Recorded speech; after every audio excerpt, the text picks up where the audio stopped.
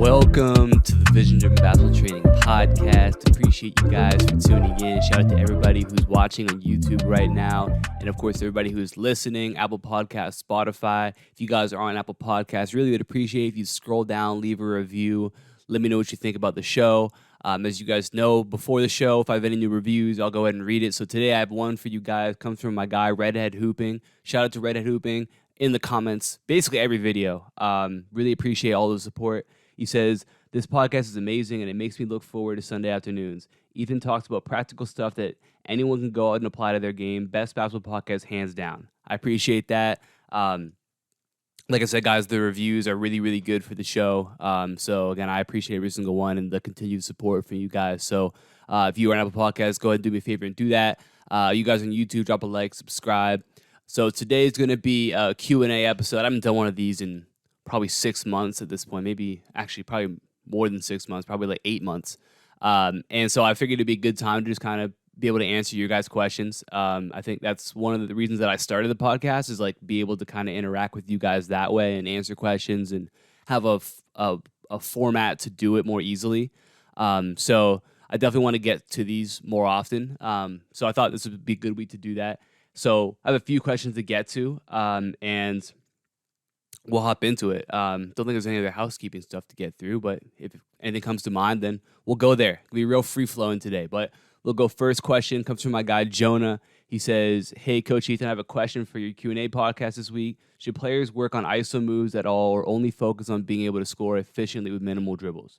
So a big thing that I'm always on is like, you got to work on stuff that happens the most, right? If you want to be a great player, then get good at the things that happen the most so that you are able to be productive in the largest amount of situations, right? You're just going to have a wider net to be able to be productive. If you only focus on things that happen very rarely, then in those situations, maybe you are great, but how often are you going to get a chance to actually do that? And I think that's really what it comes down to when we talk about, ISO situations or working on ISO situations. I think it's a balance, right? I think you should find, there's certainly a time where it just comes down to, can you beat this guy one-on-one? If you're in a ISO situation and it calls for you to pull out something in that regard, like, can you do that? I think that's a good skill to have. Just understand that you probably won't get that opportunity as much as you will those more simple plays. So I think being able to score efficiently is definitely more important than being able to be a great ISO player. It's never necessary to be a great ISO player. It's definitely a bonus sometimes. But the majority of players, probably 95% of players out there, aren't going to be asked to score in isolation. They're going to be asked to score efficiently, catch and shoot, catch, attack, or close out. How good are you at doing those couple things? If you're really, really good at that, then you become more valuable to more teams than that isolation guy. If you have a guy who can only play in isolation and he needs 8-10 dribbles to score every time, he's not going to fit in with as many teams as the guy who can catch and shoot or can catch and score in 2 dribbles, right? Whether that's getting into the mid-range for a pull-up or getting to the basket for a finish off of, a jab or a shot fake. Like, that player is going to be valuable on basically every team that they play on. So understand just that one is significantly more valuable, right? Being able to score efficiently is way more valuable. But again, being able to beat somebody one-on-one, if the time ever calls for it, is certainly a valuable skill to have too. And sometimes they can even play into each other. Basketball's not a black and white game, right? You might be in a situation that's going to require you to dribble the ball 4 times instead of 2. Okay? It just kind of goes with the flow of the game. So that's certainly one thing to think about. If you're using a ball screen and you're a quick guard and you come off the ball screen and they switch, so you've got a big guy on you who can't move. Well, that's probably a situation where you've got to be able to beat him one-on-one. So are you able to do that? There's your game application right there. But again, that situation is not going to be as prevalent as just you being able to score efficiently. So, Joe, to answer your question, it's a balance. Definitely one, I would say probably 80% of your time should be focused on being an efficient scorer in those situations we talk about: catch and shoot, attack and closeouts, using ball screens, transition, whatever it might be. And then you can spend that, that other maybe 20% of your time working on your ability to just beat somebody. I think it's a balance. That's kind of just a rough number that I'm throwing out right there, but just kind of to illustrate my point. So next question Hello, coach. I want to ask you something. I practice almost every day by myself, but I play pickup games just on the weekends. I figure that I'm a knockdown shooter when nobody guards me. When somebody's contesting my shot, it isn't easy to make that shot anymore. I tried practicing shooting faster, literally just catch and shoot, but it didn't work. And now I can shoot quicker, but when the defender is there, still missing. Any suggestions, coach? I would appreciate it. Sorry, I didn't. I screenshotted the message from our DMs, so I don't have your name, but I appreciate the question. And definitely something. I think I actually got a couple questions kind of similar to this. Um, the biggest thing, and I dropped a video this week talking about decision making and how valuable it is to have other players to work out with at times. So one thing that I've been doing in my workouts a lot, almost every workout when I have multiple players, is that we're going to do some sort of contested shooting. So this can be as simple as literally, one player will go on the wing, and then the other player is going to start at the block with the ball, and they're going to pass the ball out to the player in the wing, and then they're going to go contest that three, just catch and shoot three. And so we're working on being able to get your shot off quickly with a contest coming. It's certainly a skill, and obviously in the game of basketball, you don't always have a ton of time. So I think being able to hit shots when it's contested is definitely something that you have to practice. I don't think it's just a natural thing.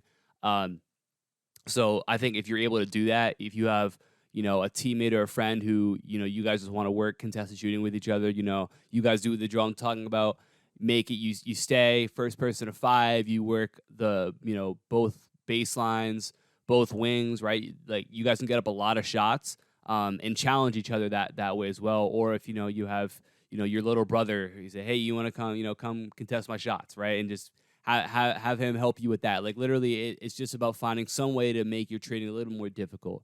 Put yourself in those situations that you struggle with. I would say don't just focus on that. The other piece of it is you have to make sure that your form is real solid, because if it's not, then you're definitely going to struggle when you have to shoot the ball faster. So continue to work on your form shooting. I have a couple podcasts recently talking about shooting. I have so much stuff about shooting on my channel right now. So I go more in depth into developing your shooting form and the importance of working your shot close to the basket, all that sort of stuff. So go check out those last couple podcasts, last couple videos that I've posted talking about that. But I think in general, finding a person to contest your shots is going to help you to be able to feel more confident in those situations that you find yourself in.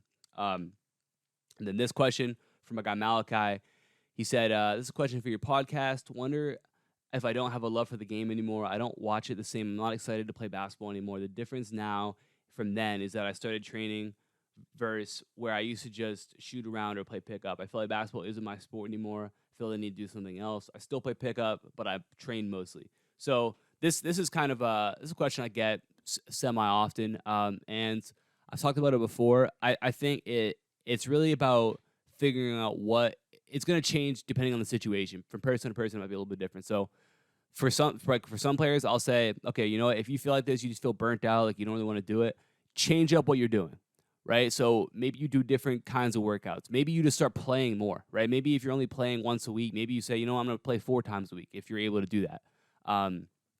Even if it's like, you have a friend or a couple friends or teammates, you guys get together and play 1-on-1 or play 2-on-2 or 3-on-3 a couple times a week, and you just kind of focus on doing that. I think that's a big deal for players when it talks about just changing things up. Like, have fun with it. If you enjoy doing that, go do the stuff that is fun, because you can get better if you're focused during a 2-on-2 or a 3-on-3. You can get a lot better, and honestly, you can get just as much out of that as you can a traditional training session. You know what I mean? So I think that's kind of the first step, is change up what you're doing. But if there's something that you want to do that you find fun, go do that. And so if that means you have to, not work out in the traditional sense for a few days just because you want to do what's fun, that's cool. Because, eventually, again, the ideal thing is that you'll get back to being like, I got to go get some shots up, go get some work in. And it's just kind of a natural progression. The other thing, too, that I would say is, like, sometimes it just comes down to, like, maybe you just need to take, like, a week off of basketball. Just take a week off and don't play basketball. Don't touch a basketball. You don't even feel like you have to watch basketball. Just do whatever you want for a week. And a lot of times, absence makes the heart grow fonder. So sometimes just taking a little bit of time off kind of reignites that enjoyment that you have for the game and for your training and all that sort of stuff. So again, sometimes players like sometimes it is like just you just got to push through it. Sometimes it's like it's not always going to be fun, right? That's not the question. The question is like, oh, my training's kind of boring. Well, training is not always going to be the best, but it's sometimes a necessary evil. But if it comes to the point where like I just don't even enjoy playing basketball anymore, well, that's where it becomes, sometimes it's good to reel back a little bit. Go do what's fun, go do what you want to do for a little bit, and then ideally it'll kind of balance you out a little bit. So I would try going with that, see how you feel after that, and a lot of times that's going to help you with that. So good question. Shout out to my guy Howland. He asked, "How are you so cool, bro?" Listen, man, I didn't spend a ton of time around you, but it was enough time where it just rubbed off on me and it's permanent. So Howland, appreciate you. And so our next question, let's see where we want to go here. So this comes from Anton. He says, "What are skills that point guards need to have?" I would say depends obviously from like team to team, system to system. Obviously, Ben Simmons is a different kind of point guard than Steph Curry. So that's there's differences in styles of play, but in general, you want to be an extension of your coach. So you have to be smart first of all. You have to know your system that you're running. You have to be in constant communication with your coaches so that you guys are on the same page. You can communicate that to your teammates. You really have to be an extension of the coach if you want to be a great point guard. You have to know how to interact with your teammates effectively. You have to know how to communicate to get the most out of people. You've got to know, hey, does this guy respond well to me, getting on him and yelling at him, or does he respond poorly to that? Because if I go at my teammate and he doesn't respond well to that, well, I'm going to make him worse. He's going to resent me, and it's just going to cause a rift that's going to make our team worse, and we're going to win less games. So you have to know, like, hey, this teammate doesn't respond well to that, so I got to pull him aside and be like, hey, man, listen, you're doing a great job, and that play you had, that was on me. Just make sure the next time we do that, when you set that screen, get your feet a little bit more narrow, just so that I can get around it a little bit quicker. So that's kind of the way you might have to approach it with some of your teammates. You have to know who's who, what's going to work best, and how you can get the most out of your teammates. You want to be a great point guard. Skills-wise, physical skills, obviously ball handling has got to be great. It's got to be at a very high level. You got to be able to handle pressure, all that sort of stuff. You need to be able to shoot the basketball. This can be catch and shoot. Obviously, if you want to be a great player, you got to be able to catch and shoot, regardless of position. But being able to shoot coming off of ball screens is big in the mid-range from three. Being able to make good decisions coming off of ball screens, I think, is a very, very crucial aspect of being a point guard. Making good decisions in general as a point guard is important, but especially using ball screens, you're kind of the maestro of the offense. So you've got to make sure that you are not turning the ball over, making poor decisions. You're getting guys to spot, setting guys up, and creating and really running the offense.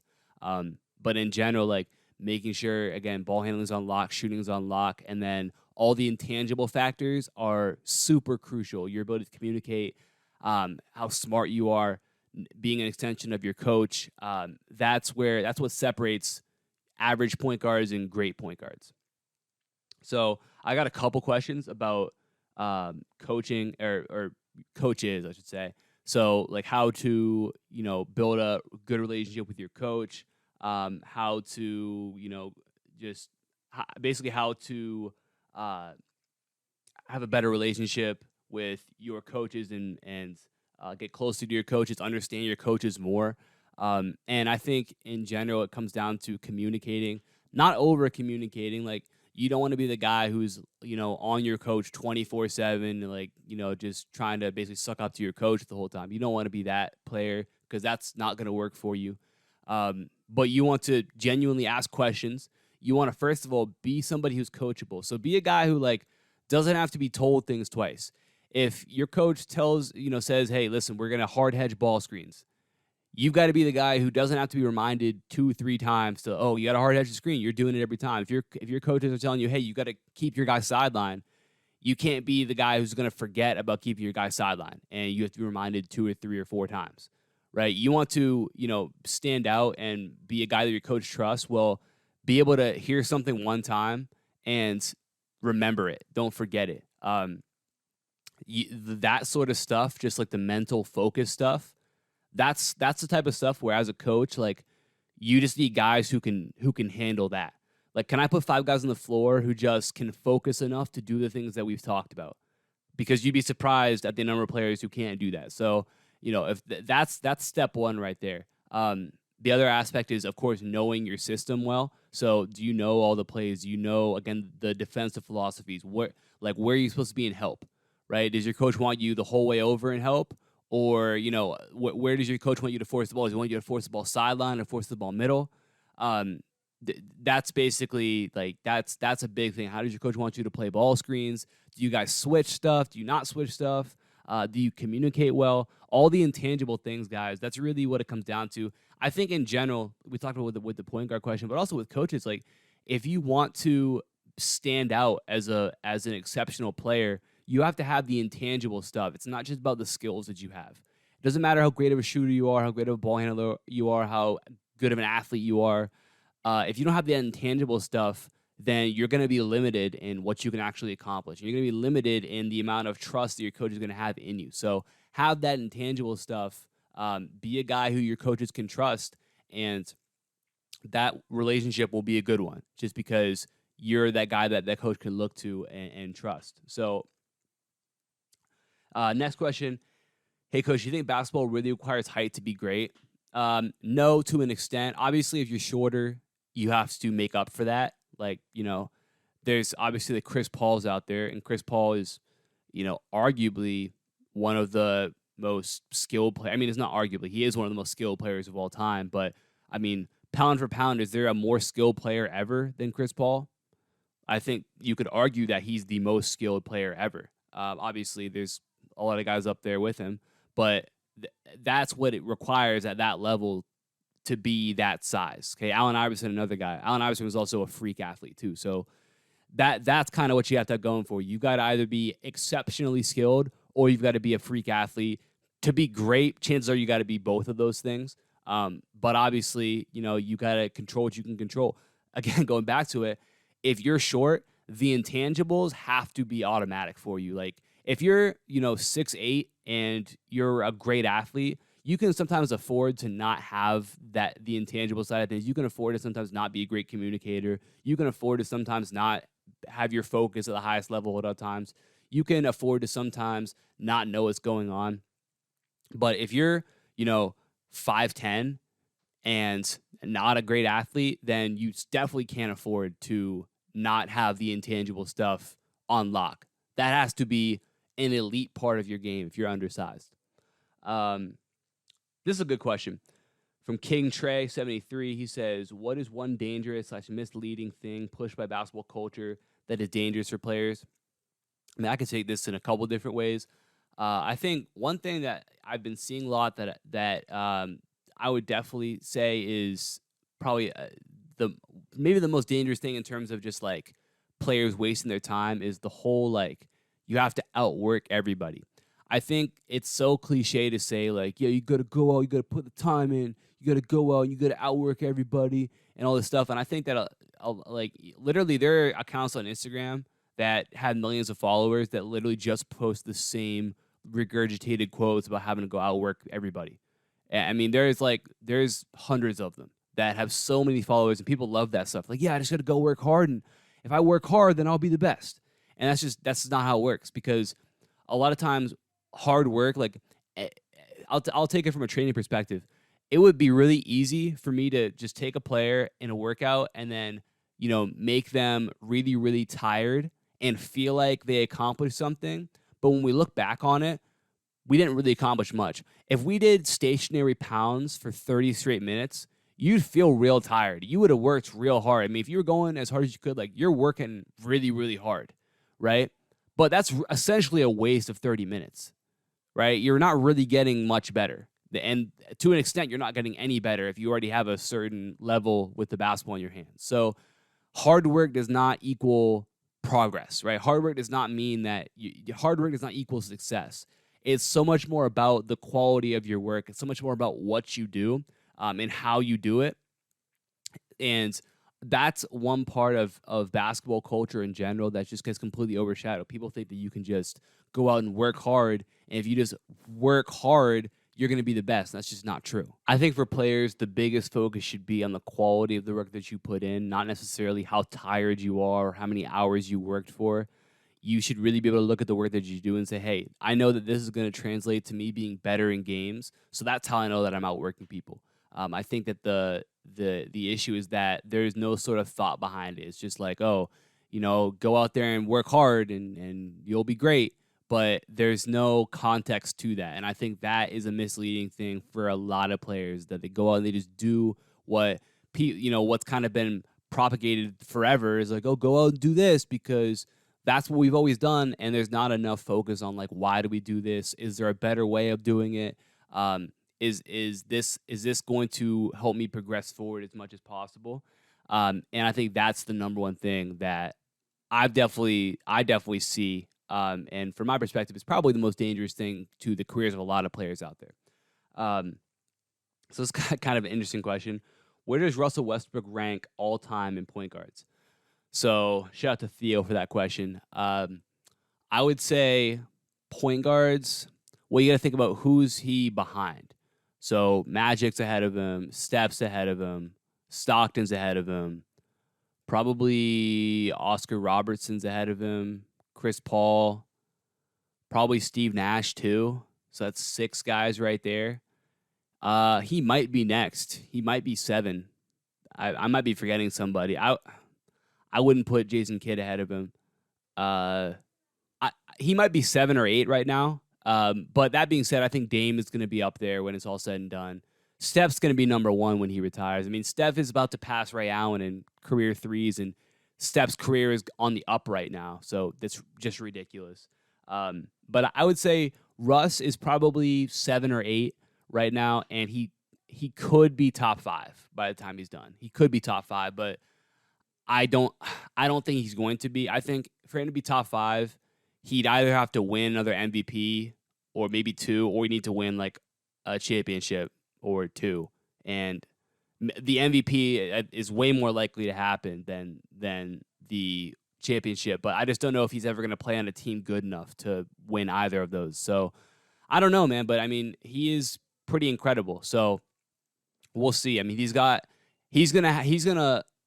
like stats wise and accolades wise when it comes to like all NBA teams and all-star games, like he's gonna have more than a lot of those guys. So that alone might take him up to like 5 or 6.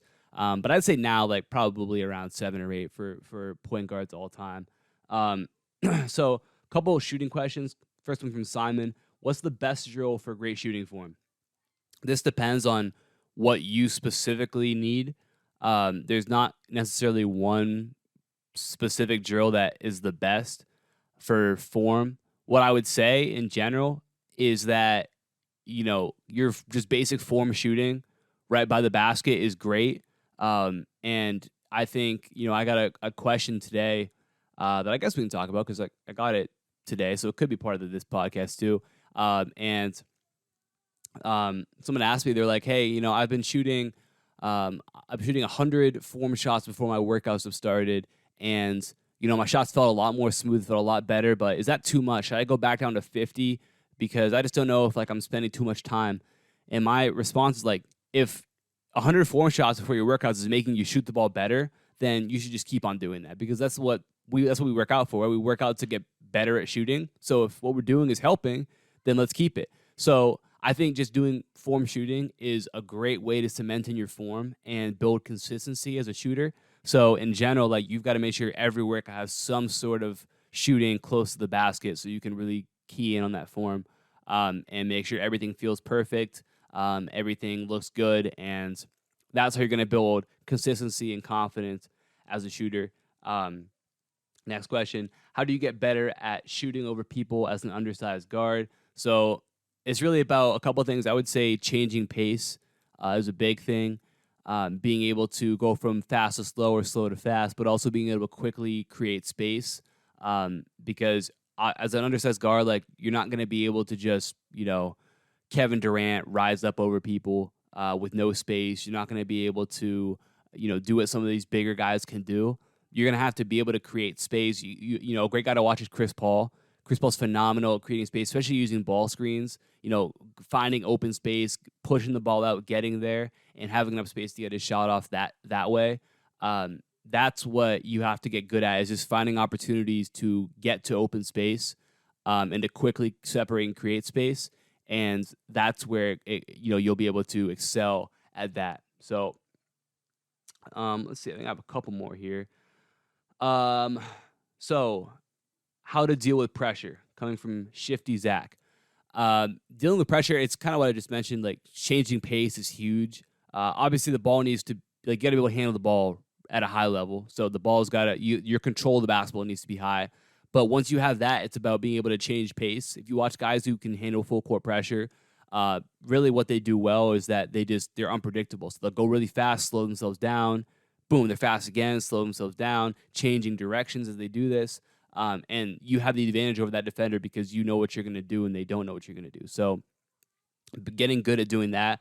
I have a workout on, it's a creativity workout. I'll link that above. But there's a drill that we do in that where it's just basically shadow ball, like full court, working on, like, basically handling pressure, changing speeds, all that sort of stuff. Now, obviously, the best thing you can do is have somebody guard you one-on-one. And then have to work on handling pressure. If you want to get better handling pressure, that's the number one thing I'd say, is, like, get somebody, go play one-on-one with somebody. You don't necessarily have to play one-on-one full court, but even just doing, like, setting up a lane with some cones and saying, okay, you got to get from this end to that end, and just one-on-one right there. That's a great way to work on being able to handle pressure, having to get forward, having to get somewhere. In general, I'd say that's where you want to go if you want to get better at doing that. So, let's see. Okay, so from Mitchell, who, shout out to Mitchell. I think Mitchell, yeah. Okay, yeah, that is Mitchell. Okay. So Mitchell asked, how did you begin basketball training, and how did you decide to take it further? So this is something that I've done, like, probably since high school to an extent. Obviously not at the level I'm doing it now, but, just whether it was working with some of my teammates or just by myself, like, I always loved, and I was always kind of obsessed with training. I would always tell people that my favorite part of the year when I was younger, like in middle school, early high school, before, like, the playoffs are a thing and it's actually something to, like, play for. But back when you just had the regular season and it was over, I used to love when we get to, like, February and season was over, because I could just plan out what I was going to do for the off season. That was, like, my favorite thing. And now that's kind of what I do all the time. So it's cool. But once I got out of high school, I was coaching a couple different teams, ended up not playing in college for a couple of different reasons. And one of the reasons ended up being because I was doing training and coaching, and that was what I liked doing more, and what I wanted to do long term. So I decided to stick with that. This is like a year out of high school. So I was coaching a middle school team. I was training a couple players, and that kind of started to grow a little bit. Then I started this almost 2 years ago at this point. And so I had all my vision-driven basketball stuff that was kind of growing too. And, since then, it's just kind of been a steady progress of putting stuff out, trying to help players, and trying to improve what I do at the same time. Taking to the next level has been kind of a gradual progression. It's certainly not an overnight thing, but just, again, slowly getting better every day, slowly getting better every video, every week, and constantly, I've been fortunate enough to have people who have, been very instrumental in helping me progress forward. So that's one of the big things for me, is just, like, really it's just consistency. For you're not going to be great. I look back at, like, some of the workouts that I did based on, some of the workouts I did early on, in person, online. Like, I just look at where I was then and where I'm at now, and I'm just significantly better. And I know a lot more. And I know in a year from now, 2 years from now, I'll look back at where I'm now and be like, man, I knew nothing back then. So that's kind of what pushed me to keep going forward, is, like, there's so much more to know, so much more to learn. And I'm not trying to, I'm not worried about where I am right now, because, again, it's just about getting better slowly every day. Because, again, I would hope that all of you guys are doing the same thing as you train. So for me, it's the same thing. And that's kind of how I progress forward, and how, I'm planning to continue to progress forward. So I think this might be the last question here. So, question is, in 2 weeks, I'll have the most important games of the season. I want to play good because I've been putting in the work. I feel like this is the one and only opportunity to showcase my skills. Any tips on confidence or some exercise to be prepared mentally? I talked about this a little bit. I have kind of two parts to this. I talked about this a little bit. I have a podcast talking about nerves. So just literally like how to get rid of nerves before games, all that sort of stuff. So that's a good podcast to check out. I kind of go in depth on like what you can do, some like breathing techniques, all that sort of stuff. Another big part of it is just like at the end of the day, it's just another game, right? It's just more games. So what you don't want to necessarily do is like approach it significantly differently because these games mean more or whatever. If the way that you prepare now isn't good enough, you should then you got to address that now. But if the way that you prepare already is good and you're seeing success with that, then there's no need to change it. It's really just about being locked in. So what all can you do to be prepared? Do you know anything about the teams you're playing? Can you prepare yourself for what you might see? That's good just to have an idea of what you might see going forward. I think visualization is a great thing. So visualizing that game beforehand, making plays that you want to make, kind of seeing the floor, going through your offensive stuff, your defensive stuff. Again, just seeing yourself making plays, I think is a big thing. But then at the end of the day, like you have to think about it. It's just another game. If you try and psych yourself out too much about, oh, I have to do this, I have to have a great game, this is my only chance. It's probably not your only chance. Probably not your only chance to be seen. Like there's going to be other opportunities for you. So it's not that big of a deal. You just really got to go out and play. And if you put in the work, then that's all you got to focus on is just going out, giving your best effort, and then the results will kind of just fall into place. And maybe great, maybe bad, maybe in between. But again, you got to go out and do the best that you can, and everything's going to work out how it should. As cliche as that is, it really is what it is. So, but again, at the end of the day, check out that podcast talking about nerves if that's something that you struggle with, because for sure, like there's stuff you can do before games, I think, that are really good. Just techniques to get yourself kind of mentally prepared for everything and in a good state physiologically as well. So I think I got through basically everything.